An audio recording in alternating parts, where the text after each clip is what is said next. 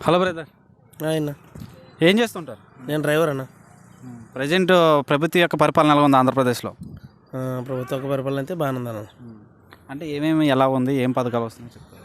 నాకైతే వాహన మిత్ర వస్తుందన్న, రైతు భరోసా వస్తుంది, అమ్మకి చేయూత పెన్షన్ వస్తుంది.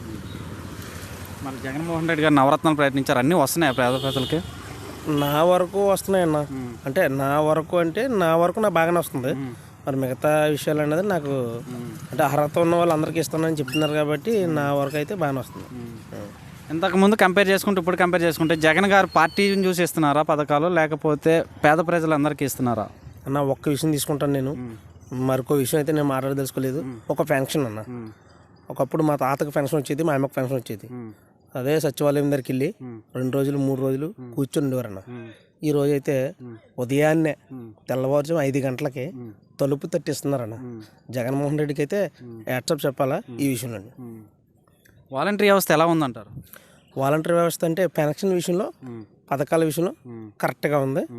మనకి ఇంటికి ఇన్నాళ్ళ ఇప్పుడు క్యాష్ ఇన్కమ్ కావాలా, అదే రైతు మన గొల్గొండ మండలం వెళ్ళి తిరిగేవాళ్ళు. కానీ ఈరోజు మనం అప్లై చేసిన 3-4 డేస్లో వాళ్ళే తెచ్చి మనకు సర్టిఫికేట్ ఇస్తున్నారన్న. అదైతే బాగుంది. జగన్ గారు ఈ నెల నుంచి 3000 పెన్షన్ ఇస్తున్నా అంటున్నారు, నిజమేనా అది? ఇస్తున్నారన్న. నేను స్వయంగా మా అమ్మగారికి ఇచ్చారు, తీసుకున్నాను. అలాగే మన నెక్స్ట్ ఎలక్షన్స్ వస్తున్నాయి, ఏ ప్రభుత్వం వస్తే బాగుంటుంది అన్న? ప్రజలకి అందుబాటులో ఏ పథకాలు అయితే చేరవేస్తారో వాళ్ళందరూ కూడా ప్రజల కోసం కష్టపడే నాయకుడు వస్తే బాగుంటుంది అన్న.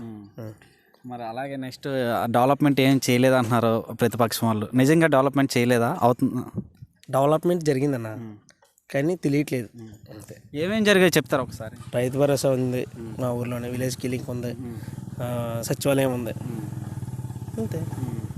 రోడ్లు అవి కట్టారా? రోడ్లు అంటే కరోనా వచ్చి 2 సంవత్సరాలు పోయింది. 3 సంవత్సరాలు ఎవరు ఏం చేసేది ఏమీ లేదు. మనకి చేసిపోతుంటారు, వచ్చి జరుగుతుంటుంది, చేసిపోతుంటారు. ఎవరిని తప్పుడు అనకూడదు. మనోడు చేశాడు, జగన్మోహన్ రెడ్డి చేశాడని అనకూడదు, కానీ చంద్రబాబు నాయుడు చేశాడని అనకూడదు. ఎవరి పని వాళ్ళు చేసుకుంటూ పోతున్నారు. నెక్స్ట్ 175 వస్తాయి అంటున్నారు జగన్ గారు, వస్తాయి నిజంగా? ఆయన టార్గెట్ అన్న వస్తుంది, రాకపోవచ్చు, కానీ సీఎం అయితే జగన్మోహన్ రెడ్డి.